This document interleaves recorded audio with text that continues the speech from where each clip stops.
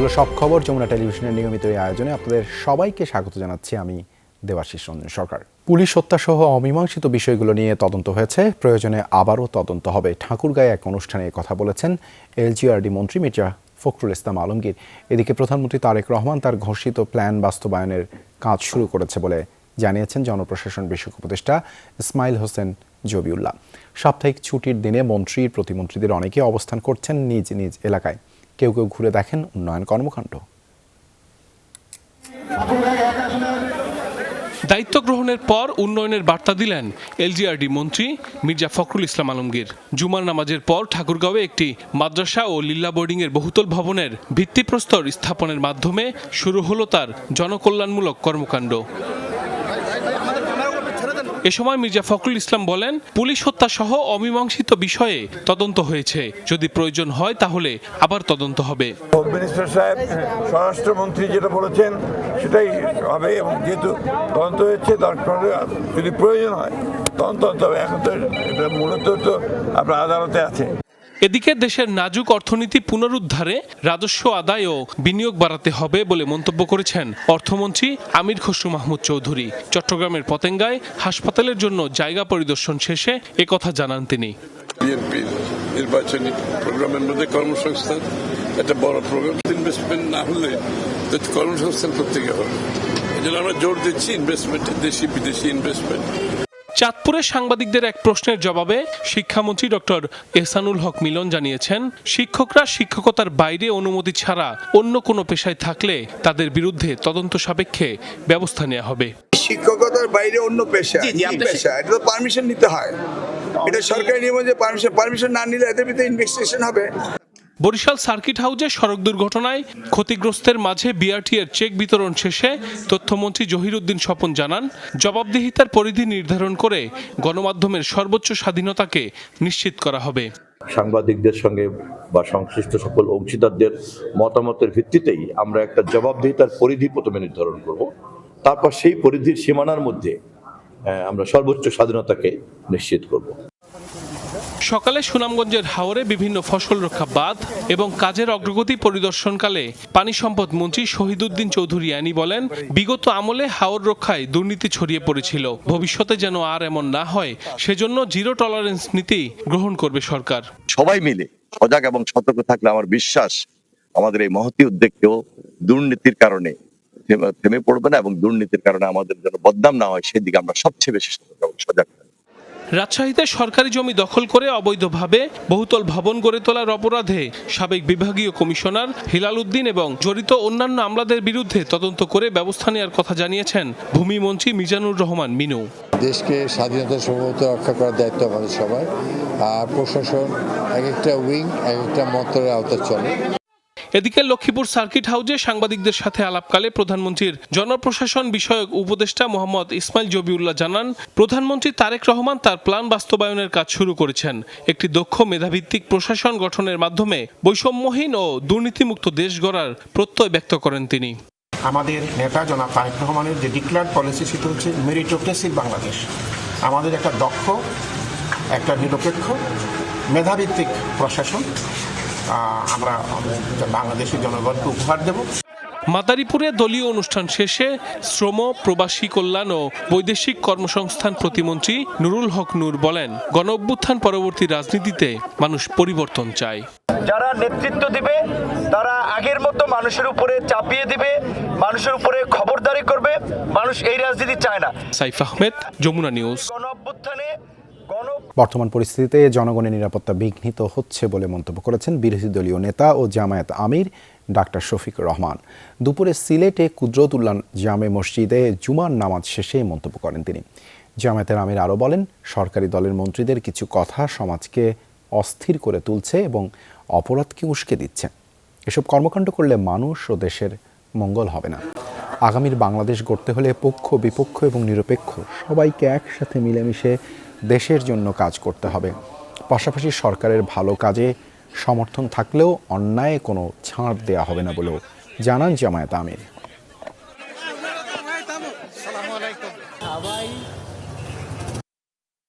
দেশ ভালো থাকলে ইনশাল্লাহ আমরা ভালো থাকবো। দেশ যদি খারাপ হয় আমরাও ভালো থাকতে পারবো না। তো তবে দেশে কিছু বিদ্যমান সমস্যা আমরা দেখতে পাচ্ছি গত কয়েকদিন ধরে। মানুষের জীবনের নিরাপত্তা দারুণভাবে বিঘ্নিত হচ্ছে। মুখে তো হাসি ফুটবেই, কারণ এটা পুষ্টি আটার সুস্বাদু রুটি, তাই এর সাথে যাই খাবেন অসাধারণ টেস্ট পাবেন।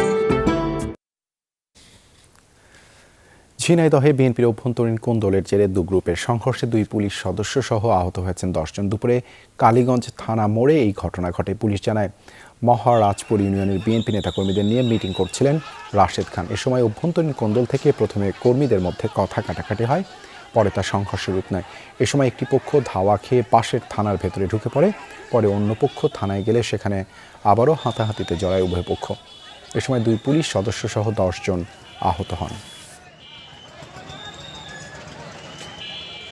এর পিছনে আসলে কি আছে সেটি তো আমি বলতে পারবো না, বাট আমি মনে করি আসলে এই ধরনের ঘটনা, আমি অফিসে বসে আছি, আমার সাথে অনেকে আলাপচারিতা করছেন, মাঝখান দিয়ে এই ধরনের ঘটনা ঘটলো, এটা অত্যন্ত নিন্দনীয় এবং দুঃখজনক।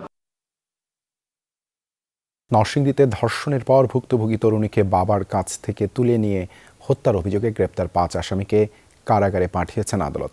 রিমান্ড শুনানির দিন ধার্য করা হয়েছে 1 মার্চ। এই ঘটনার মূল অভিযুক্ত বখাটের নূরা এখনও ধরা পড়েনি। ঘটনাস্থল পরিদর্শন ও ভুক্তভোগী পরিবারের সাথে কথা বলেছেন ঢাকা রেঞ্জের ডিআইজি। আসামিদের দ্রুত আইনের আওতায় আনার আশ্বাস দেন তিনি। নরসিংদীর মাধবদীতে তরুণীকে সংঘবদ্ধ ধর্ষণ ও হত্যার ঘটনায় দেশজুড়ে চলছে তোলপাড়। আইনশৃঙ্খলা বাহিনীর অভিযানে এরই মধ্যে গ্রেফতার হয়েছে 5 জন। গ্রেফতারকৃত ইউনিয়ন বিএনপির সহসভাপতি ও সাবেক মেম্বার আহমদ আলী দেওয়ান, তার ছেলে ইমরান, মূল অভিযুক্ত নুরার চাচাতো ভাই আয়ুব, সহযোগী আবেদুল্লাহ ও গাফফরকে দুপুরে মাধবদী আমলি আদালতে নেওয়া হয়। 10 দিনের রিমান্ড আবেদন করে পুলিশ। 1 মার্চ শুনানির দিন ধার্য করে আসামিদের কারাগারে পাঠানোর নির্দেশ দেয় বিচারক। এর আগে বৃহস্পতিবার রাতে 9 জনকে আসামি করে মামলা করে ভুক্তভোগীর পরিবার। স্বজনদের অভিযোগ, সপ্তাহ 2 আগে ওই তরুণীকে স্থানীয় বখাটে নুরার নেতৃত্বে 6 জন সংঘবদ্ধ ধর্ষণ করে। পরে মোটা অঙ্কের টাকা নিয়ে ঘটনা ধামাচাপা দেওয়ার চেষ্টা করে বিএনপি নেতা ও সাবেক মেম্বার আহমদ আলী দেওয়ান। ভুক্তভোগী পরিবার মীমাংসায় রাজি না হওয়ায় তাদের ভয়ভীতি দেখানো হয়। স্বজনদের অভিযোগ, বিচার না হওয়ায় আরও বেপরোয়া হয়ে ওঠে বখাটেরা। গত বুধবার সৎ বাবা মায়ের সাথে খালার বাড়ি যাওয়ার সময় জোর করে তুলে নিয়ে যায় ওই তরুণীকে। পরদিন একটি ক্ষেত থেকে তার মরদেহ উদ্ধার করে পুলিশ। আবারও সংঘবদ্ধ ধর্ষণের পর তাকে হত্যা করা হয়েছে বলে অভিযোগ পরিবারের। আমার এই কথা, আমি খালি বিচারে চাই, আমি আর কোনো বিচার কিছু চাই না, আমি বিচারে চাই। আল্লাহকে যারা এই কাজ করছে, যারা করে না, যে ইয়ে করছে নাকি সবাই যারা ঘুষকেছে ফাঁসি চাই আমরা। যারা এই মনে মার্ডার করছে হাগর দইরা আইনা হাগর বিচার চান, হাগর ফাঁসি হোক, জেল হোক। প্রশাসনের সর্বোচ্চ দাবি যে রাজনৈতিক ছত্রছায়া যেন কেউ ধর্ষণের বিচার থেকে ছাড়া না পায়। এদিকে ঢাকা রেঞ্জের ডিআইজি রেজাউল করিম মল্লিক ঘটনাস্থল ও মাধবদী থানা পরিদর্শন করেন। পলাতক আসামিদের ধরতে অভিযান চালাচ্ছে বলেও জানান তিনি। আমাদের অভিযান চলছে, এই মুহূর্তে একটি টিম ঢাকার বাইরে অবস্থান করছে। আমরা ইনশাল্লাহ খুব তাড়াতাড়ি ধর্ষক এবং সালিশকারী যারা ছিল তাদেরকে গ্রেপ্তার করতে সক্ষম হব। মূল অভিযুক্ত বখাটে নুরা এখনও ধরা না পড়ায় ক্ষোভ জানিয়েছেন ভুক্তভোগী পরিবার ও এলাকাবাসী। শামস তাবরিজ উচ্ছ্বাস, যমুনা নিউজ। নরসিংদীতে কিশোরীকে ধর্ষণের পর হত্যা এবং সারা দেশের নারীদের উপর সহিংসতার কঠোর বিচারের দাবিতে বিক্ষোভ করেছে ঢাকা বিশ্ববিদ্যালয় কেন্দ্রীয় ছাত্র সংসদ ডাকসু। জুমার নামাজের পর বিশ্ববিদ্যালয়ের কেন্দ্রীয় মসজিদ থেকে মধুর ক্যান্টিন হয়ে ভিসি চত্বর ঘুরে রাজু ভাস্কর্যের সামনে এসে মিছিলটি শেষ হয়। ডাকসু নেতারা নরসিংদী সহ দেশের বিভিন্ন স্থানে ধর্ষণ ও নারী হেনস্থার প্রতিবাদ জানান। সরকারের সমালোচনা করে ডাকসু ভিপি সাদিক কায়েম বলেন, ধর্ষণ ও হেনস্থার ঘটনাগুলোতে সরকারদলীয় লোকজনই জড়িত, কিন্তু তাদের ব্যাপারে কোনো ব্যবস্থা নেওয়া হচ্ছে না। এভাবে চলতে থাকলে ছাত্র জনতা বসে থাকবে না বলে হুঁশিয়ারি দেন তিনি। এস এম ফরহাদ বলেন, ধর্ষকদের দ্রুত বিচারের আওতায় না আনলে সারা দেশের শিক্ষার্থীরা মাঠে নামবে। নারী হেনস্থাকারী প্রকাশ্যে ভিডিও পাবলিশ হওয়ার পরও তাদেরকে আশ্রয় দেয়। এই ঘটনা চলতে থাকলে এই চূড়ান্ত বিক্ষোভ, জনমনে যে বিক্ষোভ আপনারা লক্ষ্য করছেন, রাজু ভাস্কর্য থেকে এই বিক্ষোভ একেবারে তৃণমূল পর্যায়ে পর্যন্ত পৌঁছাবে। আর কোন আমার মা বোনদের উপর যদি হামলা হয়, আমার মা বোনদেরকে যদি বিভক্ত করে হুমকি দেওয়া হয়, আর কোনো যদি দর্শন হয়, দর্শনের পর যদি বিচার না হয়, তাহলে আমরা আবার রাজপথে নেমে আমরা গণপ্রতিরোধ গড়ে তুলব। শুক্রবার ছুটির দিনে জমজমাট রাজধানীর ইফতার বাজার। প্রতিটি দোকানেই হরেক পদের মুখরোচক ইফতারের সমাহার। ঐতিহ্যবাহী খাবারের পাশাপাশি ছিল বাহারি ইফতারির পসরা। বোরহানি, কাচ্চি, শাহি জিলাপি, নানান রকম কাবাব আর ঐতিহ্যবাহী সব খাবার ক্রেতারাও কিনছেন স্বচ্ছন্দেই।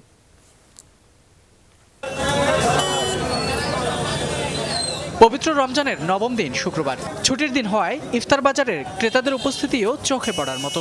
ঘরে বানানো ইফতারের সাথে বাজারের মুখরোচক বাহারি পদের ইফতার স্বাদ বাড়িয়ে দেয় কয়েক গুণ। ছুটির দিনে পরিবারের সদস্যদের নিয়ে ইফতার করতে দোকানগুলোতে ছিল ক্রেতাদের ভিড়। রাজধানীর ভাটারা এলাকার ইফতার বাজারের এমন চিত্র। প্রতিটি দোকানেই সাজানো হরেক পদের মুখরোচক সব ইফতার। ঐতিহ্যবাহী খাবারের পাশাপাশি সাজানো বোরহানি, কাচ্চি, শাহি জিলাপি, নানা রকম কাবাব আর ঐতিহ্যবাহী সব খাবার। পছন্দের খাবার ক্রেতারাও কিনছেন স্বাচ্ছন্দ্যে।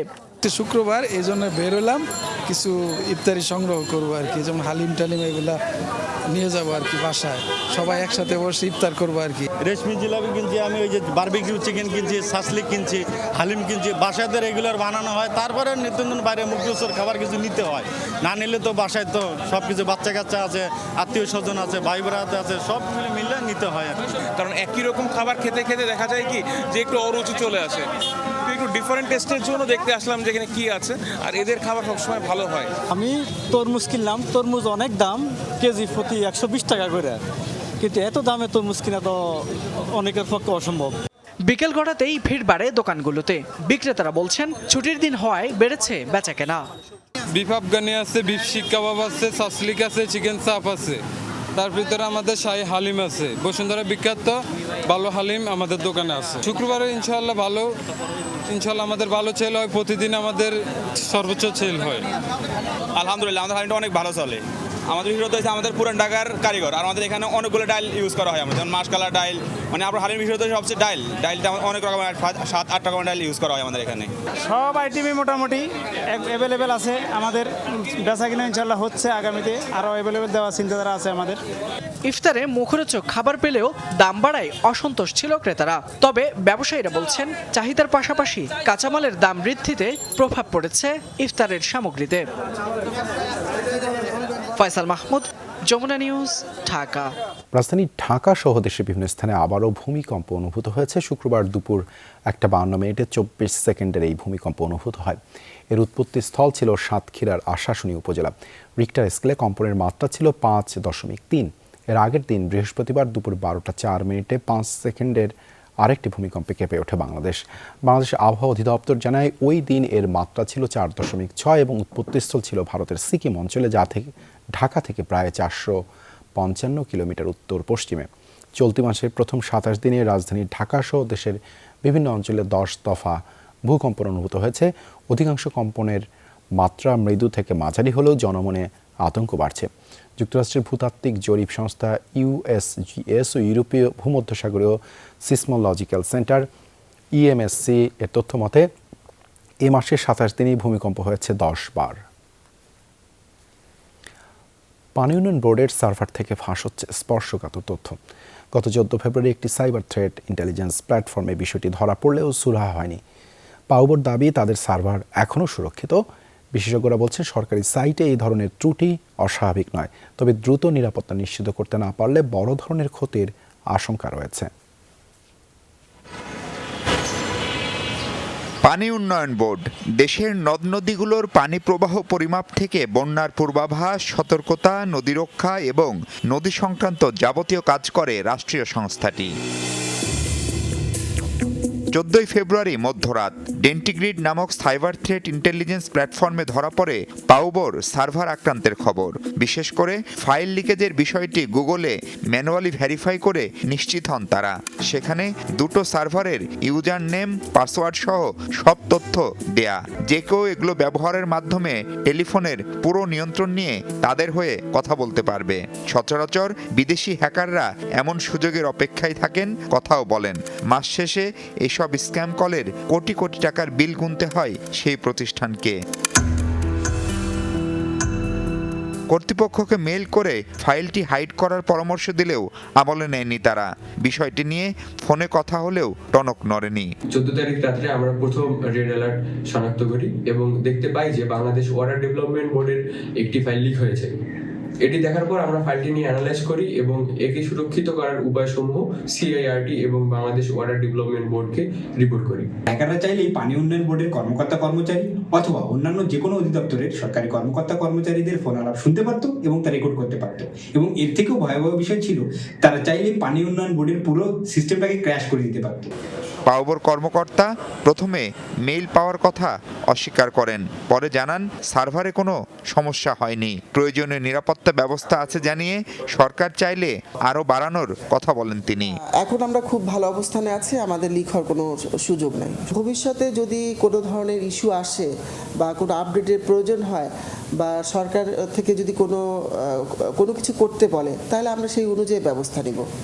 যদিও বিশেষজ্ঞরা বলছেন কেবল পানি উন্নয়ন বোর্ডই নয়, সরকারের বিভিন্ন দপ্তরের সাইটের নিরাপত্তা খুবই নাজুক। গুরুত্ব না দিলে নাগরিকের নানা তথ্য বেহাত হওয়ার শঙ্কা থেকেই যাচ্ছে। যে কোনো জায়গায় যখন আমরা দেখি যে এই ধরনের ডেটা উন্মুক্ত হয়ে আছে, সেটি আসলে নাগরিকদের জন্য এটি কোনো সুখবর না। এনআইডি তো আপনার একটাই, সেটা যদি আপনি এক জায়গা থেকে আপনার ফিঙ্গারপ্রিন্ট তো একবারই দেন, একবার যদি সেটি চুরি হয়ে যায় সারা জীবন তো আপনি আর আপনার ফিঙ্গার চেঞ্জ করতে পারবেন না। আপনার এনআইডিটা আমি বানিয়ে আমি দেখাবো, আমাকে দিয়ে দেবো। এখন এনআইডি বানালাম কী করে? ওই যে আপনার ডেটা লিক হয়েছিল সেখান থেকে আপনার নাম জানি, ডেট অফ বার্থ জানি, আপনার এনআইডি নাম্বার জানি, ফোন নাম্বার জানি, যার ফলে এখনকার সার্ভিস যেগুলো ডিজিটাল বা এই ধরনের কার্ড বা পার্সোনাল ডেটার উপর নির্ভর করে দেওয়া হয় সেগুলো তো আসলে ক্ষতির সম্মুখীন হয়ে যাচ্ছে। আমার সার্ভিস, আমার টাকা তো অন্যজন নিয়ে যেতে পারে। ব্যাংকিং সেক্টর হচ্ছে, এটা আমরা দেখতে পাচ্ছি। ডিজিটাল সেবা চালুর পাশাপাশি সম্ভাব্য ঝুঁকি মোকাবেলায় সরকারকে কার্যকর পদক্ষেপ নেওয়ারও তাগিদ দিচ্ছেন বিশেষজ্ঞরা। মাহফুজ মিশু, যমুনা নিউজ, ঢাকা। 3 মাসের গ্যাস সংকটের পর বর্তমানে অনেকটাই স্বাভাবিক সরবরাহ, কিন্তু ভোক্তা পর্যায়ে এখনও কেন বাড়তি দামে বিক্রি হচ্ছে এলপিজি? যমুনার অনুসন্ধানে উঠে এসেছে চাঞ্চল্যকর তথ্য। সংকট না থাকলেও দামের লাগাম টানছে না এক শ্রেণীর ডিস্ট্রিবিউটর। বিস্তারিত মশিউর অনিকের প্রতিবেদনে, ক্যামেরায় ছিলেন বিবেক।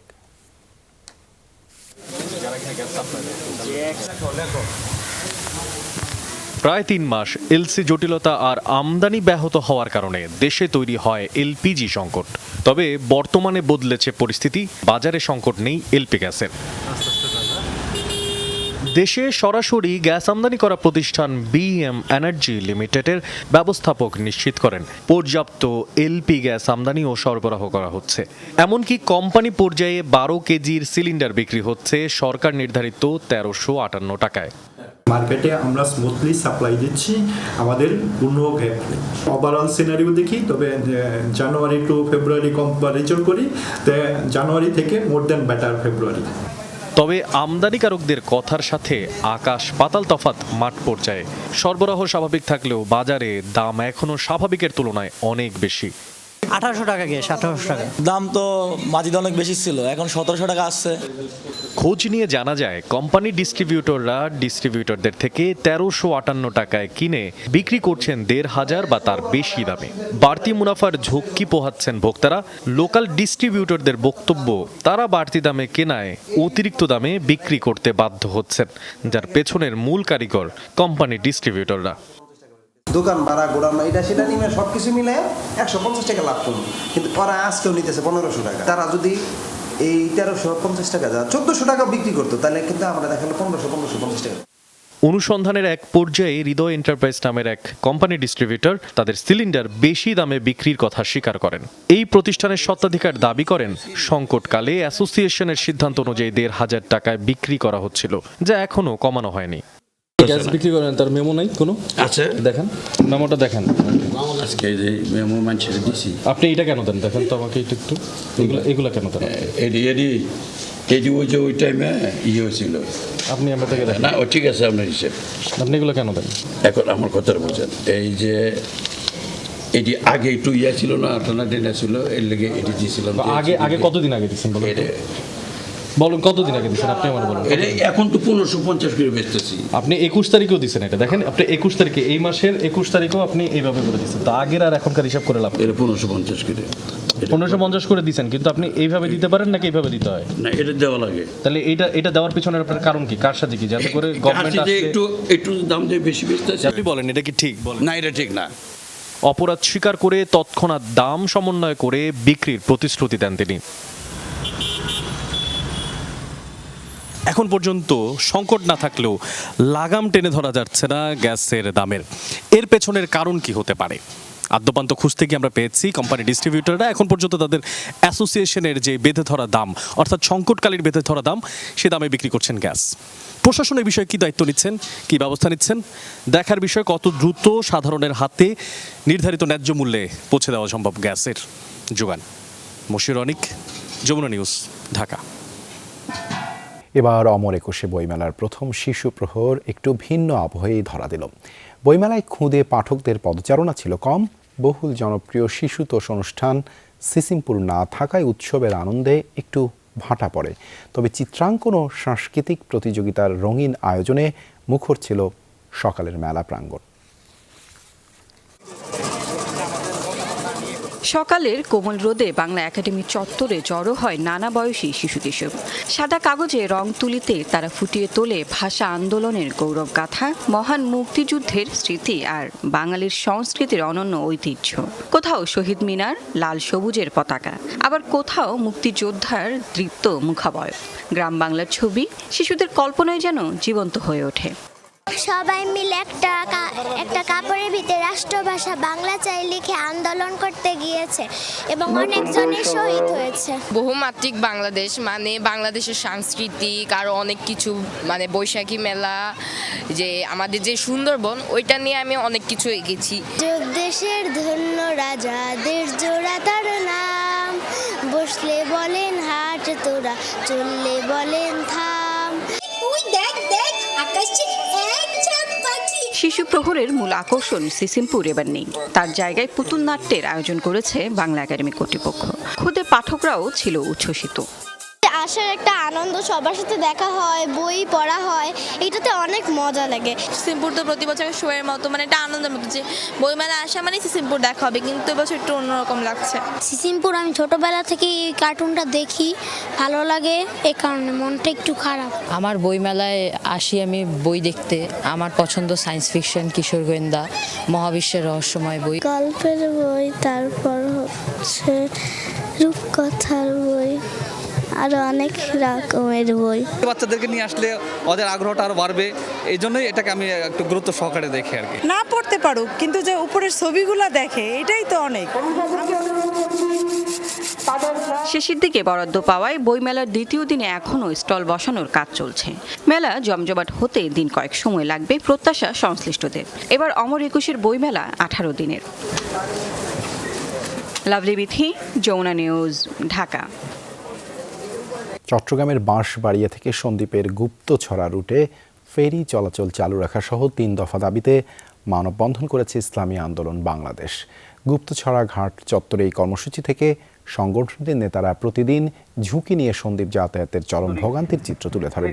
এই রুটে ফেরি চলাচল জারি রাখা, নিয়মিত ড্রেজিং করা এবং অবিলম্বে সি ট্র্যাক ফিরিয়ে আনার দাবি জানান তারা। দাবি না মানলে কঠোর আন্দোলনের হুঁশিয়ারি দেন সংগঠনের নেতারা। কর্মসূচিতে সন্দ্বীপের বিভিন্ন শ্রেণী পেশার মানুষ অংশ নেয়। এক সপ্তাহের মধ্যে আবারও বৈঠকে বসবে ইরান ও যুক্তরাষ্ট্র। পারমাণবিক চুক্তি নিয়ে সুইজারল্যান্ডের জেনেভায় 3য় দফায় পরোক্ষ বৈঠক শেষেই তথ্য নিশ্চিত করেছেন ইরানের পররাষ্ট্রমন্ত্রী আব্বাস আরাকচি। বলেন তাদের পক্ষ থেকে মার্কিন নিষেধাজ্ঞা তুলে নেয়ার দাবি জানানো হয়েছে, বিনিময়ে বড় ছাড় দিতে প্রস্তুত তেহরান। এদিকে ওমানের পররাষ্ট্রমন্ত্রী দাবি করেছেন বৃহস্পতিবারের আলোচনা শেষে উভয় পক্ষ থেকে এসেছে ইতিবাচক ইঙ্গিত। যুক্তরাষ্ট্রের পক্ষ থেকে আলোচনায় নেতৃত্ব দিচ্ছেন মধ্যপ্রাচ্য বিষয়ক প্রতিনিধি স্টিভ উইটকফ ও ট্রাম্পের জামাতা জ্যারেড কুশনার। বৈঠকের অগ্রগতি নিয়ে কোনো মন্তব্য করেননি তারা। همینطور تصمیم بر این شد কয়েক ঘন্টার দীর্ঘ আলোচনায় বেশ ভালো অগ্রগতি হয়েছে। পারমাণবিক কার্যক্রম এবং আমাদের উপর আরোপিত নিষেধাজ্ঞা উভয় ইস্যুতে চুক্তির বিষয়ে কার্যকর প্রস্তাব উত্থাপিত হয়েছে। এক সপ্তাহেরও কম সময়ের মধ্যে পরবর্তী দফায় বৈঠক অনুষ্ঠিত হওয়ার বিষয়ে সিদ্ধান্ত নিয়েছি। দিল্লি লিকার পলিসি মামলায় খালাস পেলেন দিল্লির সাবেক মুখ্যমন্ত্রী অরবিন্দ কেজরিওয়াল। শুক্রবার সাবেক মুখ্যমন্ত্রী ও আম আদমি পার্টি নেতা কেজরিওয়ালের পাশাপাশি সাবেক উপমুখ্যমন্ত্রী মনীষ সিসোদিয়াকেও বেকসুর খালাস করে দিল্লি আদালত। এছাড়া সিবিআই ও ইডি দুর্নীতির দায়ে অভিযুক্ত আরও 23 জনের মামলা খারিজ করা হয়।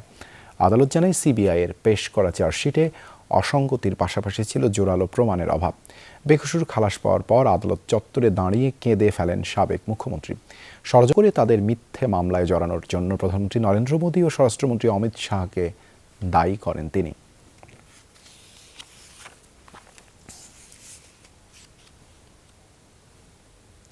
সুপার 8-এর হাই ভোল্টেজ ম্যাচে আর কিছুক্ষণ পর মুখোমুখি হচ্ছে দুই জায়ান্ট, ইংল্যান্ড ও নিউজিল্যান্ড। কলম্বোর প্রেমাদাসা স্টেডিয়ামে সন্ধ্যা 4:30টায় শুরু হবে ম্যাচ। দু ম্যাচেই 4 পয়েন্ট নিয়ে ইংল্যান্ড আগেই নিশ্চিত করেছে সেমিফাইনাল। তবে বৃষ্টিতে প্রথম ম্যাচ পণ্ড হওয়া নিউজিল্যান্ডের চাওয়া ইংলিশদের হারিয়ে গ্রুপ সেরা হয়ে শেষ 4-এ জায়গা করে নেওয়া। অবশ্য নিউজিল্যান্ড হারলে আবার সেমির রেসে জীবন ফিরে পাবে পাকিস্তান। সেক্ষেত্রে রান রেটে বিশাল জাম্প দিতে শ্রীলঙ্কার বিপক্ষে বড় জয় প্রয়োজন হবে পাকিস্তানের। দুই দলের মুখোমুখি পরিসংখ্যানে অবশ্যই এগিয়ে ইংল্যান্ড। অতীতের 30 দেখায় ইংলিশরা জয় পেয়েছে 17 ম্যাচে আর নিউজিল্যান্ড জিতেছে 10 ম্যাচে।